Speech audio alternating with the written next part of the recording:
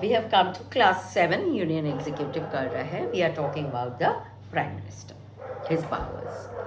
Now, powers with regard to the Parliament. Prime Minister is the elected head of the nation. He is the leader of the largest majority party ho, chahe coalition of government hi ho, he is the head of that. Then he is the link between President, Parliament and the people of the country. Now, how is he elected? What do you know about the election of the Prime Minister?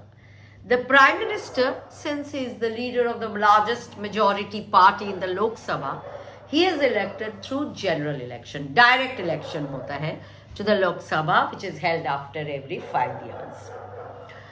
Then, Union Council of Ministers. How is it formed? The Prime Minister selects the least of the Union Council of Ministers and submits it to the President ko deta hai. The President appoints the council accordingly. Every minister must be a member of either house of the parliament का member होना पड़ेगा. If a non-member को अगर minister बनाया गया, he or she must be elected to either house within 6 months of his appointment. Now there are 3 categories of ministers about whom I'll be telling you. First, cabinet ministers, the cabinet rank. What do?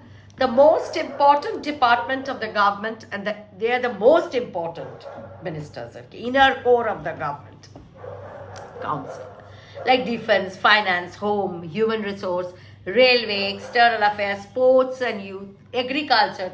They are all cabinet ministers. Then comes the minister of state, non-cabinet rank, like textile, food processing, tribal affairs, and other important, forest affairs. Non-cabinet ranks. Next comes deputy ministers, means deputies to cabinet ministers or the minister of state. Now, cabinet ka bhi jo hota hai positions and what are their power, they are the inner core of the Union Council, I told you, consisting of the most important departments. What is their main work? Their main work is decision making. They make the most important decisions and policies of the government.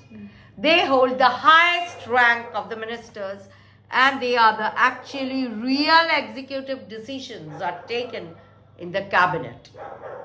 Next, there is a collective responsibility. Ye short note mein bhi aa sakta hai. Ministers ka collective responsibility. The Union Council remains in office as long as it enjoys the confidence of the Lok Sabha. So, dhoro, if a no confidence motion is passed against any of the members then of the Lok Sabha, any of the ministers, then all the ministers will have to resign. The whole cabinet and the council will have to resign. All are responsible for the decision taken by the government.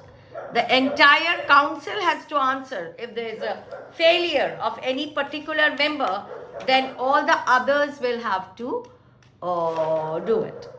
They have to answer it.